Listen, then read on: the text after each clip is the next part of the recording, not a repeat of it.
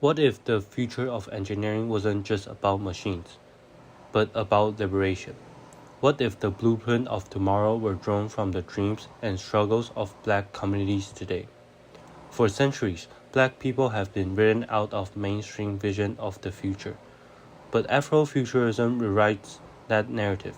It's about more than aesthetics. It's about agency, imagination, and possibility, especially in fields like mechanical engineering.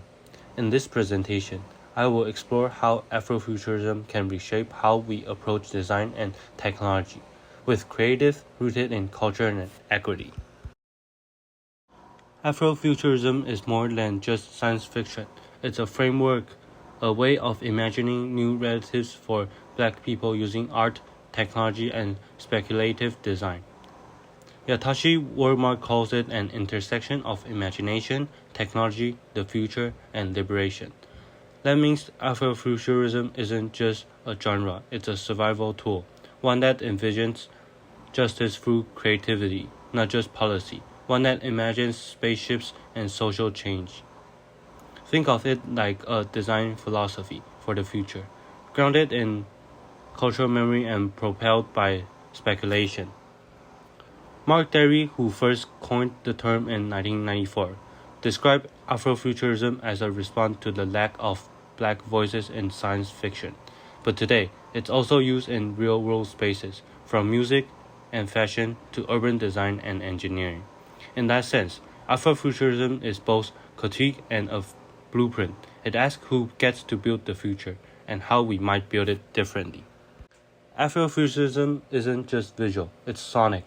Eric Steinstock, in his work Afrofuturism and Black Sound Studies, says black music like funk, jazz, hip-hop is more than rhythm. It's a system, a speculative map. He writes that music can be a form of time travel. That's not metaphor, it's method. As a mechanical engineer, that language speaks to me because we think in system, inputs, output, feedback loops. So what if our system, machine, algorithm, designs were built not just for efficiency, but for resonance? What if they were tuned to human story, black features, and lived experience? Afrofuturism invites us to ask, what kind of world are our machines making, and who are they making it for? The engineering classroom isn't usually where you hear about cultural storytelling. But that's exactly what scholars like Winchester and Al Jurdi argues we need more of.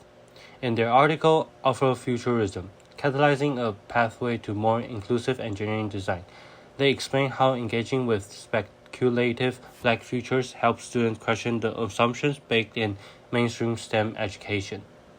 One of their key points is that engineering often presents itself as neutral or universal, but that is a myth. All technology has cultural fingerprints, whether we acknowledge them or not. When engineering fails to recognize the cultural context of people it serves, it reproduces inequality. But when we apply Afrofuturist thinking, rooted in storytelling, community needs, and justice, we shift the design lens, we move toward inclusive innovation. Students start asking, what kind of energy systems support black communities? What does mobility looks like in a world where everyone has equal access? These aren't theoretical questions, they're design prompts. A powerful example of Afrofuturism in visual and conceptual design is Monze Broman, also known as Manny Monte. Broman is a digital college artist who blends African heritage with speculative futures. His figures wear futuristic headgear that evokes ancient wisdom and space-age tech at the same time. His work doesn't just imagine the future, it spiritualizes it.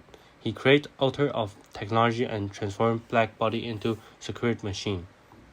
What makes Broman important to engineering in my view is his ability to prototype possibility. He turns cultural knowledge into design logic.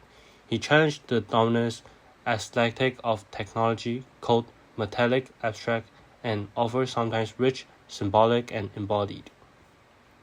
As a future mechanical engineer, I see Broman's art as a roadmap for meaningful design. His work shows us that we can engineer from the inside out, from stories, from culture, from dreams.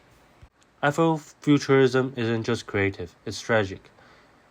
Ebony McGee and Deshaun White in their piece The Future of STEM is Black write that Afrofuturism enables black STEM professionals to reclaim the future, not just by entering elite spaces, but by redefining them. It's not enough to make STEM more diverse. We need to make it more visionary, more just, more human.